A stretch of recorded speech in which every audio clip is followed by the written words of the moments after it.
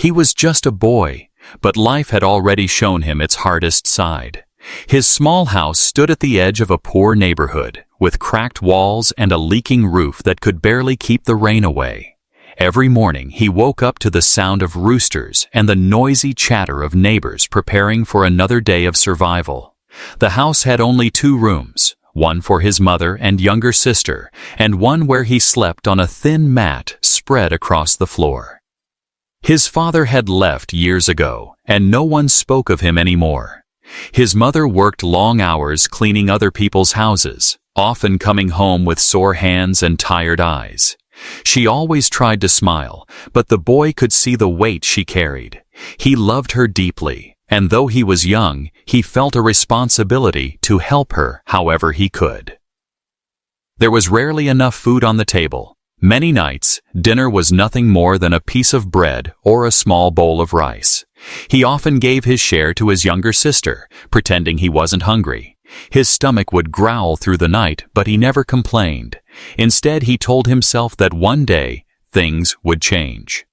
School was not easy either. The boy loved learning, especially science and how things worked, but he didn't have proper books or supplies.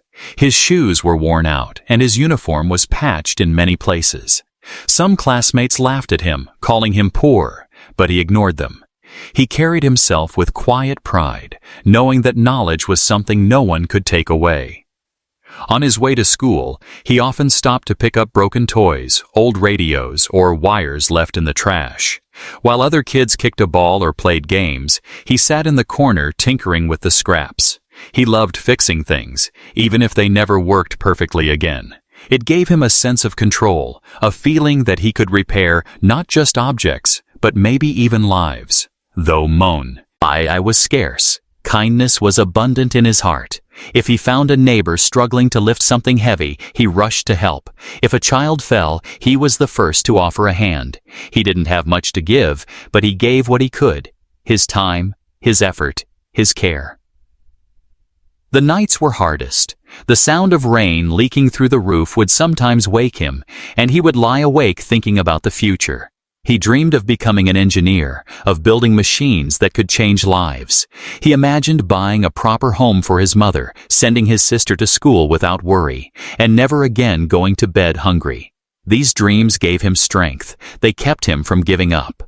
Still, reality tested him every day. His mother sometimes cried silently, thinking he couldn't hear. The weight of unpaid bills and the fear of sickness without money for medicine haunted her. The boy would hear her whispers in the night, praying for strength. He wanted to tell her that everything would be fine, but he knew words were not enough. He needed to act, to somehow turn his dreams into reality. Despite his struggles, he had a unique spirit. He didn't let poverty crush his confidence. Instead, he treated it as a challenge to rise above. He found happiness in small things: the warmth of the sun on his face, the laughter of his sister when he made silly jokes, the satisfaction of fixing a broken toy with just his hands. To him, every small success was proof that life could be repaired, piece by piece. People in the neighborhood often noticed his determination. Some admired him, saying he was different from other kids. He was serious yet kind, quiet yet full of ideas. Others doubted him, thinking that children like him never got far. But he didn't care what people thought. Deep down, he believed he was meant for something greater, even if he didn't know how or when it would happen. And so, every day, the boy carried his struggles with silent strength. He wore poverty like a coat that didn't quite fit, heavy but bearable. He didn't complain, didn't ask for pity, and didn't show weakness. He kept moving forward, one small step at a time, waiting for the moment when his chance would finally arrive. What he didn't know was that life was already preparing that moment for him. Soon, his quiet determination and the skills he learned from fixing scraps would lead him into an encounter that would change his life forever. An encounter with a man who had everything money could buy, but still lacked something priceless. It was a hot afternoon when the boy's life began to change. The sun burned down on the dusty streets as he walked home from school, his small bag swinging loosely on his shoulder. His shoes were torn at the sides, and each step kicked up little clouds of dirt. The neighborhood was quiet, except for the sound of distant traffic and the barking of stray dogs. He was tired, but his eyes still carried the same curiosity that always drove him to notice things others ignored. That day, he decided to take a longer route home. He liked exploring new paths, looking at old machines lying in junkyards, and imagining how they once worked. But as he turned the corner of a wide road, something unusual caught his attention. A sleek black car, shining like glass under the sun, stood still on the roadside. It was the kind of car he had only seen in magazines or on television. The windows were tinted, the wheels polished, and the brand logo glittered like silver. To him, it looked like a spaceship that had landed in the middle of his world. The boy slowed down. He noticed a man standing outside the car, tall and dressed in a fine suit. His expensive shoes were dusty from the roadside, and his forehead was wrinkled with frustration. He held a phone in his hand, pacing back and forth, clearly waiting for help that wasn't coming quickly. The boy instantly realized something. The car was broken. The hood was slightly open, and the man kept glancing at it with irritation, as though the sight of it was beneath him. For someone like the boy who loved fixing things, it was almost impossible not to stare. He took a few cautious steps closer, clutching his bag tightly, afraid the man might yell at him for coming too near. The man noticed the boy watching. His sharp eyes studied him quickly. A skinny kid, clothes faded, shoes worn out, hair messy from the heat. The man frowned, then looked away, clearly uninterested. But the boy couldn't stop looking at the car. He saw the open hood, a few wires hanging loose, and something inside him whispered that he could fix it. For a moment, he hesitated. Who was he, a poor boy with nothing, to approach a man who probably had more money than the entire neighborhood combined? Yet something inside him pushed forward. He remembered all the broken toys he had fixed, the radios he had opened, the small gadgets he had repaired with nothing but trial and error. Maybe, just maybe, he could help. Taking a deep breath, he stepped closer. His voice came out quiet but steady. "Sir, I can fix it." The billionaire, for that was who the man truly was, turned sharply toward the boy. His expression was half disbelief, half annoyance. He had been waiting for his driver to send a mechanic, and here was a ragged child claiming he could solve the problem. For a moment, the man almost laughed, but then he saw something in the boy's eyes. An unusual confidence, a spark of determination that didn't match his worn-out clothes. "You?" the man said, raising an eyebrow. "Do you even know what this is? This car costs more than your house." The boy nodded, swallowing his fear. "I know it's expensive, but I can try. I've fixed things before. Please just let me look." The man sighed, shaking his head. He was too tired to argue. "Fine," he muttered, stepping aside. "Go ahead, but don't break anything. It's already bad enough." The boy set his bag down carefully and leaned over the open hood. His hands trembled slightly, not from fear but from excitement. He touched the wires gently, studying them like an artist looking at a canvas. The smell of engine oil filled his nose, familiar yet more refined than the junk he usually played with. He noticed a loose connection near the battery, a small detail that might have escaped even trained eyes in a rush. He reached into his pocket, pulling out a thin piece of metal he always carried, his little tool for tinkering. With careful movements, he adjusted the wire, tightening it into place. He wiped the sweat from his forehead, checked the connections again, and then looked at the man. "Try starting it now," he said softly. The billionaire, almost amused, slid into the driver's seat. He pressed the ignition button. At first, nothing happened. The boy's heart sank for a moment. But then, with a deep rumble, the engine roared back to life. The car vibrated with power, smooth and steady, as if it had never failed at all. The man's eyes widened in disbelief. He stepped out quickly, staring at the boy as though seeing him for the first time. The frustration that had clouded his face melted away, replaced by curiosity and something else, respect. "How did you do that?" he asked. The boy shrugged modestly. "I just Fix the wire. It wasn't connected properly. Anyone could have seen it. The man shook his head. No, not anyone. Mechanics take hours sometimes, and you did it in minutes. He studied the boy again, this time not as a poor child, but as someone remarkable. The boy smiled, shy but proud. I just like fixing things, that's all. For a long moment they stood in silence, two people from completely different worlds connected by a broken car and a small act of courage. The boy picked up his bag, ready to leave, but before he could step away, the man called out, Wait, what's your name? The boy turned, surprised by the question. My name's David. The man repeated it slowly, as though committing it to memory. David, he said, almost to himself. You're not just a boy who fixes things. You're something more. David didn't know what he meant.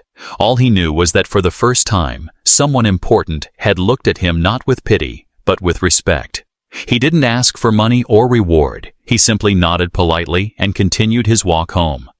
But as he walked, his heart beat faster. Something told him this was only the beginning. What he didn't realize was that the billionaire would not forget him. That single encounter, born out of a broken car and a boy's courage to speak, was about to grow into a bond that would change both their lives forever. David's heart was pounding. He had just done something most boys in his position would never dare. He had spoken to a man whose shoes alone probably cost more than his entire family's monthly income. But when the engine came alive under his touch, when the billionaire's eyes flickered with disbelief, David felt something he had never felt before. Power. Not the power of money or wealth, but the power of knowledge, of skill, of being able to make a difference. The billionaire, still stunned, shut the hood of his car and looked at the boy standing there, dust clinging to his worn-out uniform and sweat dripping down his forehead. It was such a strange sight, this poor, fragile-looking child who had succeeded where trained mechanics would have failed. The man had lived in a world of riches, surrounded by people who nodded at his every word, who treated him with respect not because of who he was, but because of what he owned. Yet here was a boy who offered something entirely different. Honesty, raw skill, and a kind of courage that came from survival, not privilege. Do you always fix things like that? The man asked finally, curiosity softening his tone. David hesitated. He didn't want to sound boastful. Not cars like this, he admitted with a small laugh. Mostly broken toys, radios, sometimes lamps. People throw them away, but I like to see if I can bring them back to life. The man raised an eyebrow. And why do you do it? David's eyes lit up, his voice growing more confident as he spoke.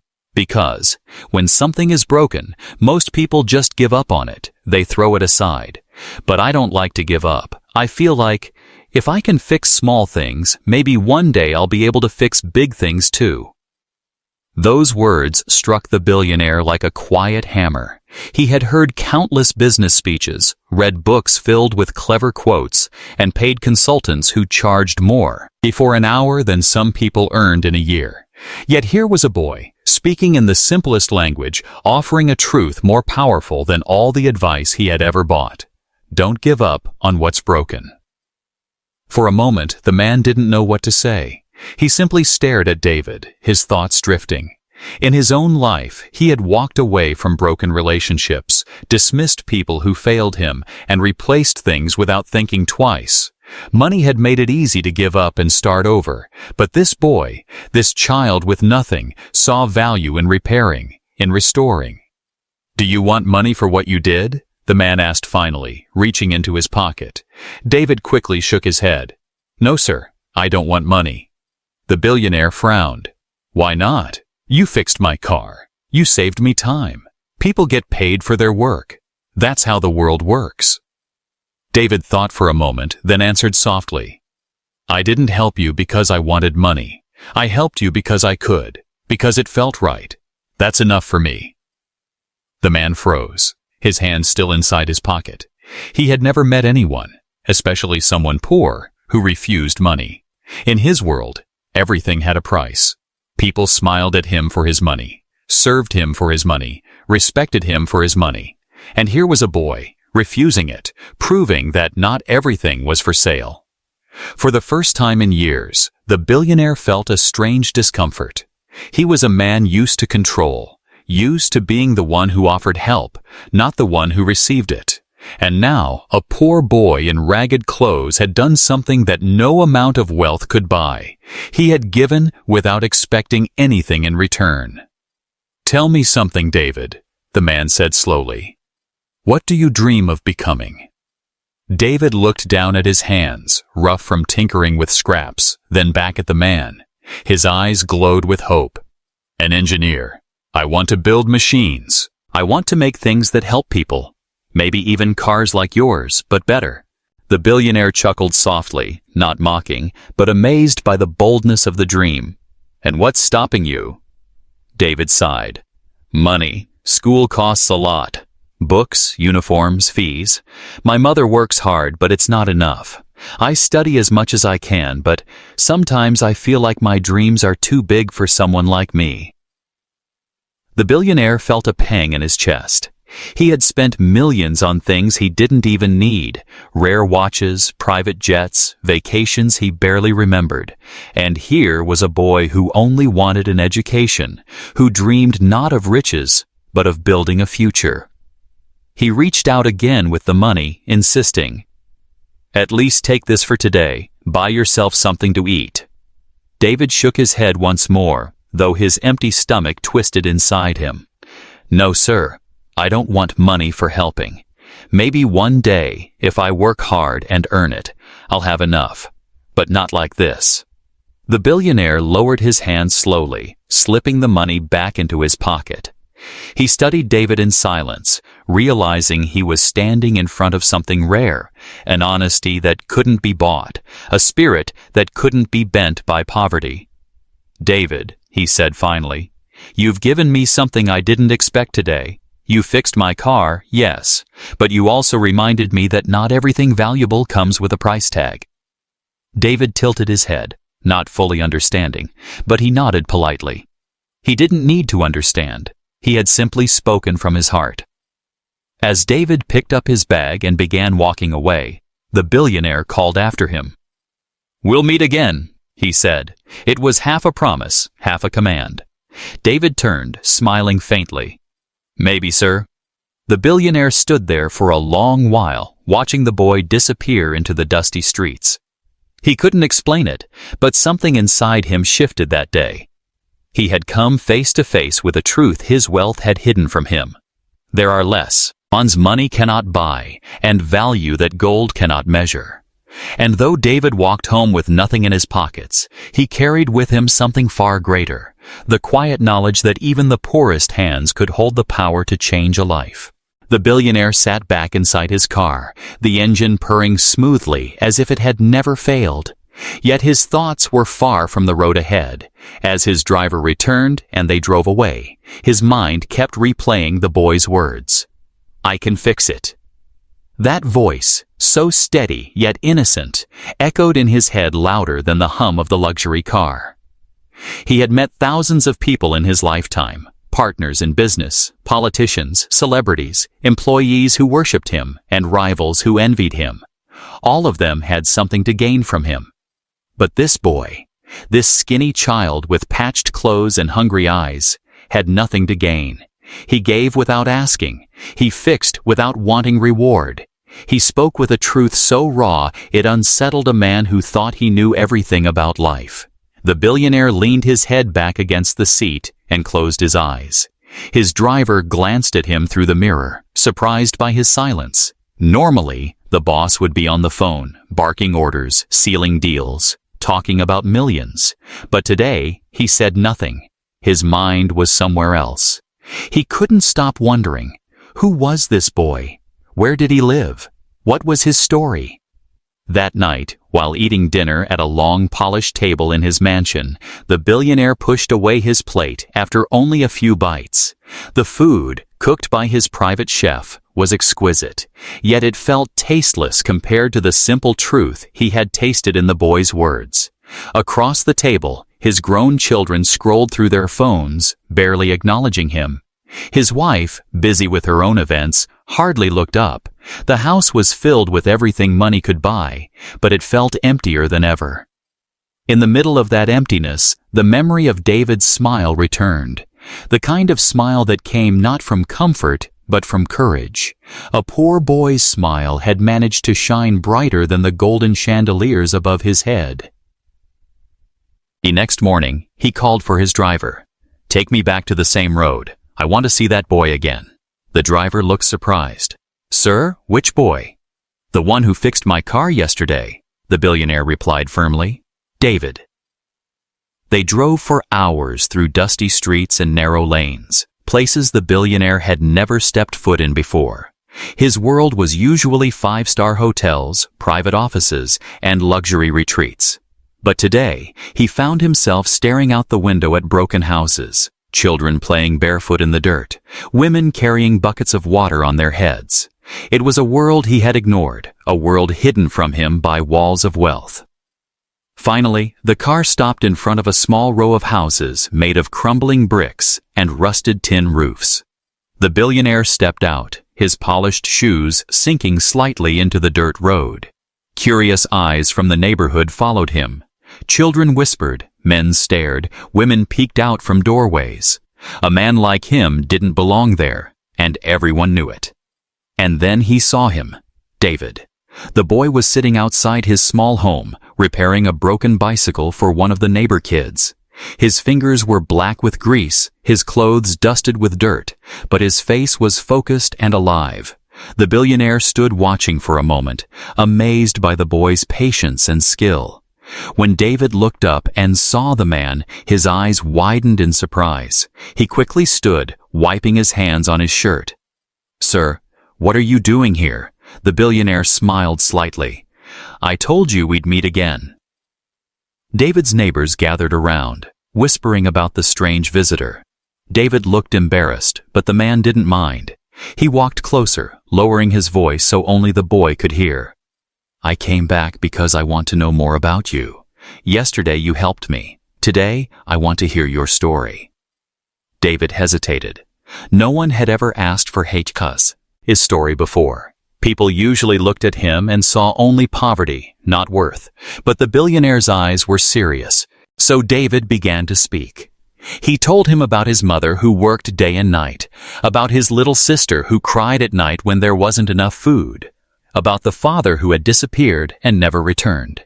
He told him how he collected broken radios, old fans, wires and screws, teaching himself how to repair them with nothing but curiosity and persistence.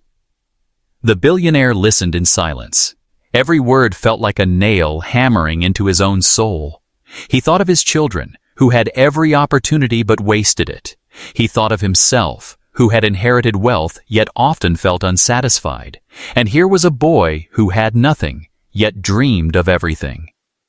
"You said you want to be an engineer," the billionaire said slowly. "Do you believe you can be?" David's eyes glowed. "Yes, sir, I believe it. Even if I don't have the money now, I'll keep learning. Maybe one day someone will see what I can do." The billionaire leaned closer, lowering his voice even more. "I already see it." Those words sent a quiet shiver down David's spine. No one had ever said that to him before. Not his teachers, not his neighbors, not even himself in his darkest nights of doubt. For the first time, someone powerful believed in him. The boy smiled shyly, but he said nothing. He didn't want to hope too much. Hope was dangerous when life was this hard. The billionaire, however, had already made up his mind. Something about David had unlocked a forgotten part of his own humanity. He didn't just see a boy anymore. He saw a mirror, showing him the strength of courage, the beauty of honesty, and the hunger for knowledge that no wealth could purchase. As he returned to his car, he looked back at David one more time. "I'll see you again, David. Don't stop fixing things." David nodded. "I won't, sir."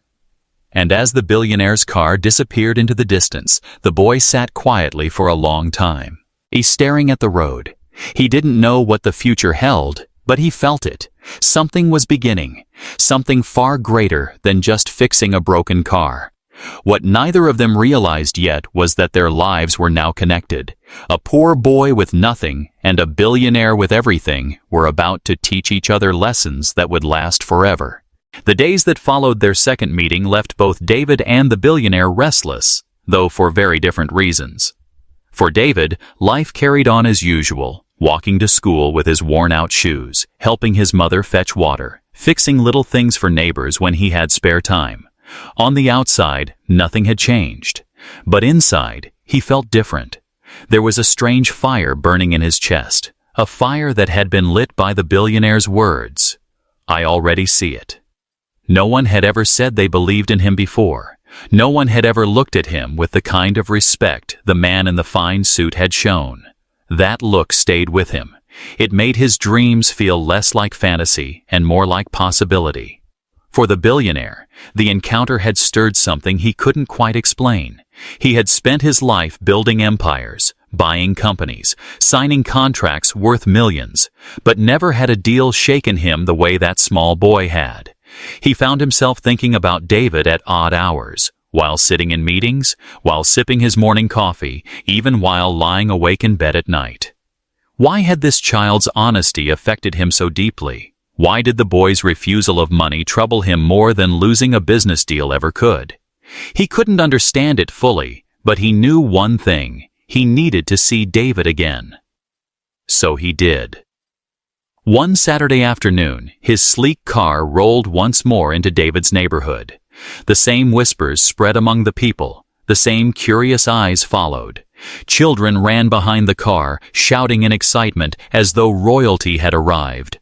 But the billionaire didn't care about the attention. He was here for one reason. David was sitting outside again, this time working on an old radio that buzzed faintly with static.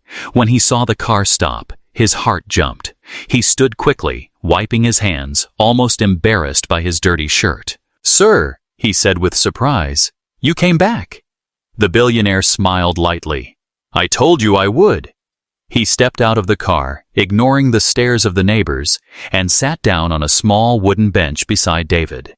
For the first time in years, the billionaire felt out of place, not because of the poverty around him, but because this world was so real, so unpolished, so honest. "What are you fixing today?" he asked. David held up the radio. "It belongs to Mr. Thomas, the man down the street. He said it stopped working months ago. I'm trying to make it play music again." The billionaire leaned closer, watching as David twisted wires and tapped gently on the dusty knobs. He was fascinated, not by the radio, but by the boy's focus. His hands moved with care, his eyes sharp with determination. It wasn't just about repairing things, it was about believing nothing was beyond saving. "You remind me of myself when I was younger," the billionaire said quietly. David looked up, surprised. "You? But you're rich, sir. You have everything." The man chuckled softly, a hint of sadness in his laugh. "I wasn't always rich. I started with nothing too. I worked hard, made the right deals, and yes, I got lucky. But along the way, I forgot something important." David tilted his head. "Forgot what?" "That not everything broken needs to be replaced. Some things need to be repaired. Some people too." David didn't fully understand the depth of those words, but he nodded anyway. "I like fixing things because it gives them another chance." The billionaire looked at him, his chest tightening. Another chance. He realized that was what he needed most, not in business, not in wealth, but in life. Another chance to feel human again, to connect beyond money. From that day, their bond began to grow. The billionaire visited David often. Sometimes he brought books, sometimes small tools, but most times he simply came to sit and talk. He asked about David's school, his dreams, his mother, his little sister. He listened, really listened, in a way few people ever had. In return, David asked him questions too, about his life, about the big world beyond the neighborhood, about the cars, the tall buildings, and the people in suits. The billionaire answered honestly, sometimes laughing at the boy's innocent curiosity, sometimes pausing to reflect on truths he hadn't faced in years. They were from two different worlds, yet they spoke the same language, the language of hope, of dreams, of trying to fix what others gave up on. One afternoon, as they sat together under the shade of a tree, the billionaire offered him something again. "David, let me give you money, not as payment, but as support. Buy books, buy uniforms, let me help." David hesitated. He wanted to refuse, like before. But then he looked into the man's eyes and saw something new, not pity, but sincerity. This wasn't charity, this was respect. Slowly he nodded. "Only if it's for school, not for me, but for learning." The billionaire smiled. "For school then, nothing else." That small agreement became the start of something greater. The man began sponsoring David's education quietly, making sure fees were paid, uniforms were bought, and supplies were ready. David, in return, promised himself he would never waste the opportunity. But more than the money, what mattered was the bond forming between them. The billionaire began to see David almost like the son he wished he had, hard-working, respectful, full of dreams. David, too, began to see the man not just as a rich stranger, but as someone who cared, someone who believed in him. They came from two worlds, yet they met in a place where wealth didn't matter: heart. The neighbors noticed. They whispered about the unlikely friendship, some skeptical, some inspired. But David didn't care what they thought. He knew in his heart that this bond was real. The boy who once thought he was invisible now had someone powerful standing beside him. And the man who once thought money could buy everything now had someone priceless teaching him that true wealth was found not in possessions, but in people. Their lives were slowly weaving together, thread by thread, into a bond neither of them had expected. A bond built not on wealth or need, but on trust, honesty, and the courage to see value in what the world often ignored. And though neither of them could see the full picture yet, both knew something was changing, something that would last forever. The bond between David and the billionaire grew quietly, like a seed planted in unlikely soil. What began as a simple act of help, a boy fixing a car, was slowly becoming something far deeper. Neither of them had planned it, but both of them felt it. A strange pull, a connection that seemed almost destined. For the billionaire, the visits to David's neighborhood became something he looked forward to more than board meetings, more than high-profile dinners, more than the hollow applause of business partners. The world of glass towers and endless numbers was one he had mastered. But the world of David, the dusty roads, the laughter of children playing barefoot, the smell of food cooking on open fires, that world felt raw, unpolished, and painfully real. It was a world he hadn't known in decades, maybe never at all. And in that world, he began learning lessons he had forgotten. One afternoon, he sat with David under the shade of a mango tree, watching the boy fix a rusted fan that an old neighbor had brought. David's small hands moved carefully, his brows furrowed with concentration. The billionaire, who usually dismissed broken things, found himself fascinated by the patience in every movement. "Why do you spend so much time on things others would throw away?" he asked. David looked up and smiled. "Because nothing is useless, sir. Sometimes you just need to look closer. Most people don't see what can be fixed, but I do. And when I fix it, it feels alive again, like it still has a purpose." The billionaire leaned back, struck by the simplicity of those words. He thought about the way he had lived, always replacing, always upgrading. A new phone when the old one was slightly slow. A new car when the old one was only a year old. A new deal, a new investment, always chasing more. He had never thought of slowing down to repair, to restore. To him, broken meant worthless. This boy had just flipped that belief upside down. Another time he brought David a bag filled with food, fruits, bread, and milk. He thought he was doing something kind, but when David opened the bag, he immediately divided it, giving half to the neighbor's children before taking some for himself. "You didn't have to do that," the billionaire said, puzzled. David looked at him innocently. "But they're hungry too. If I eat and they don't, what good is that? We all live here together. Sharing is normal." Those words hit the billionaire harder than he expected. He remembered lavish parties in his mansion, where food was thrown away without care, where people ate more than they needed, while others outside the gates starved. He realized how selfish wealth could make people. David, who had almost nothing, was richer in generosity than most millionaires he knew. And then there were the nights when the billionaire stayed longer, sitting quietly with David's family. He saw the way David's mother smiled despite her tired face, the way she thanked God for every small blessing, the way she treated the billionaire not with fear or greed, but with warmth. In her tiny home, with cracked walls and flickering lamps, he felt more love than in his mansion filled with gold and silence. It humbled him. He began asking himself questions he had never dared to ask. What is wealth, really? Is it numbers in a bank account, or is it the ability to give?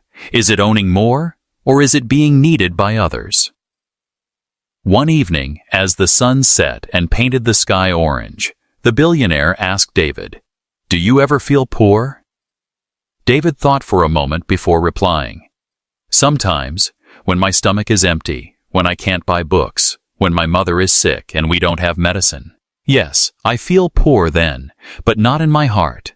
My heart feels rich because I have dreams, and as long as I have Dr. Eames, I'm not really poor." The billionaire was speechless. He had billions, yet often felt empty. This boy had nothing, yet claimed to feel rich. The lesson was clear, and it unsettled him. Money could fill pockets, but it couldn't fill hearts. Slowly, he began to change. He found himself spending less time chasing unnecessary luxuries and more time thinking about purpose. He donated quietly to schools in poor neighborhoods. He began questioning the waste in his own household. He even started talking to his children differently, urging them to find meaning beyond material things. They didn't understand yet, but he hoped one day they would. But the greatest change was personal. For years, he had built walls around his heart, shielding himself with power and wealth. He trusted no one fully. He smiled in public but carried loneliness in private. And here was David, tearing down those walls without even trying, teaching him, simply by being himself, that love, honesty, and kindness were the true currencies of life. One evening, as they walked along the narrow road, the billionaire asked, "David, do you realize you're teaching me more than I'm teaching you?" David laughed softly.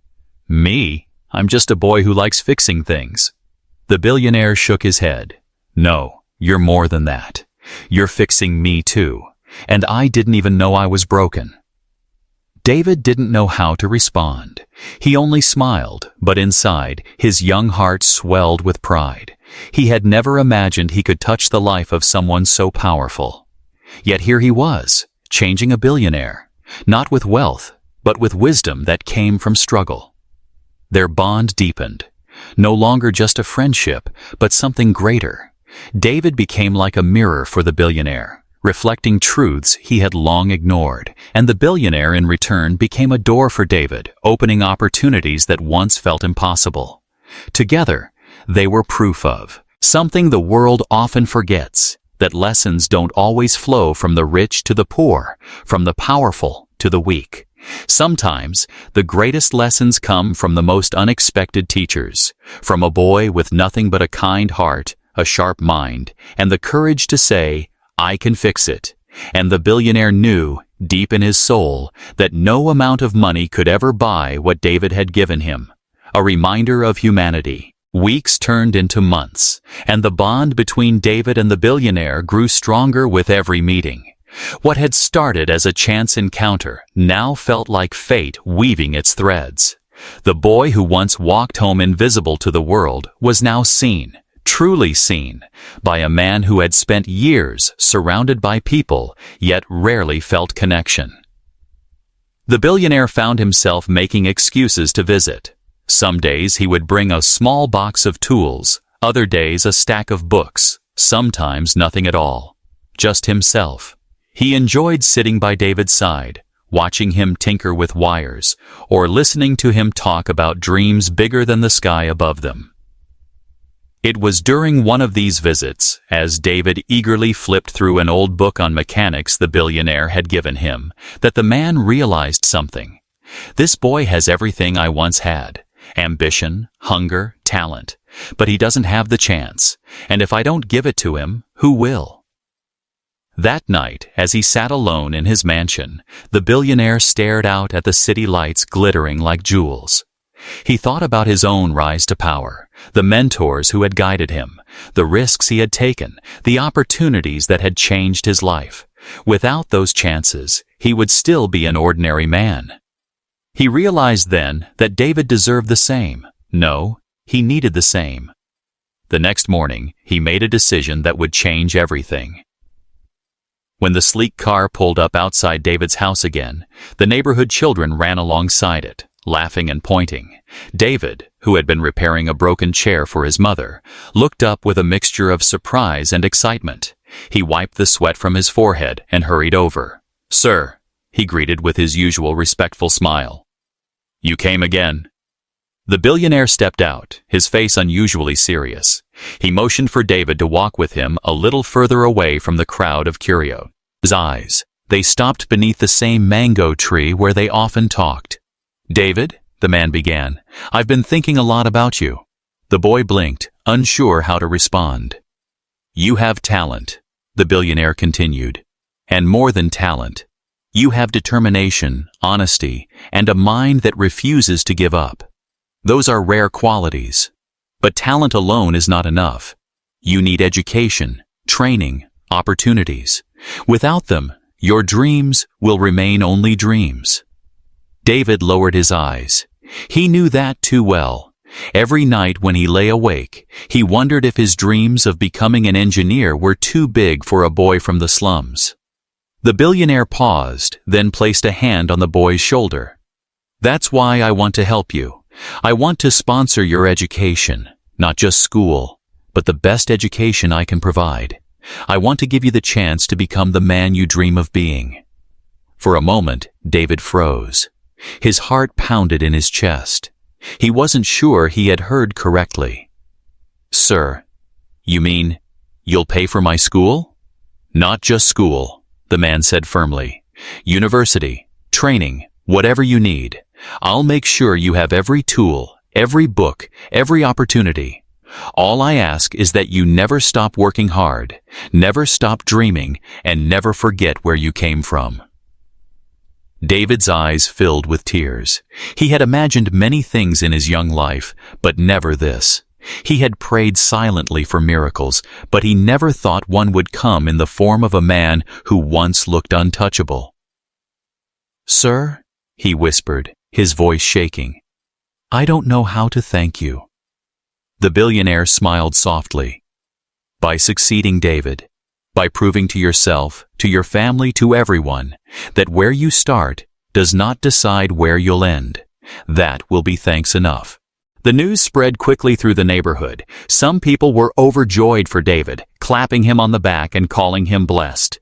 Others whispered with envy, muttering about why the billionaire had chosen him and not someone else. But David didn't let their words affect him.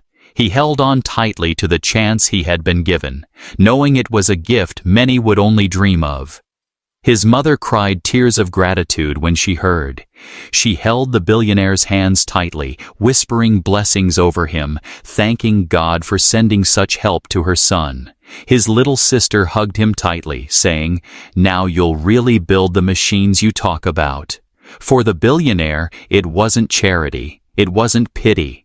It was an investment in a life that deserved it. He didn't see David as a poor boy he was rescuing. He saw him as a future leader, someone who could change the world in ways money alone never could. Over the next months, David was enrolled in a better school. He received proper books, uniforms that fit, shoes that didn't tear. The first day he walked into the classroom wearing them, heads turned. Some students still mocked him for his past, but David didn't care.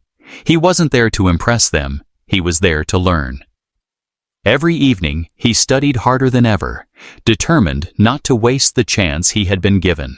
And every so often, when doubt crept in, he remembered the billionaire's words, I already see it." For the billionaire, watching David grow became a source of joy he hadn't felt in years. In boardrooms, he still signed contracts worth millions.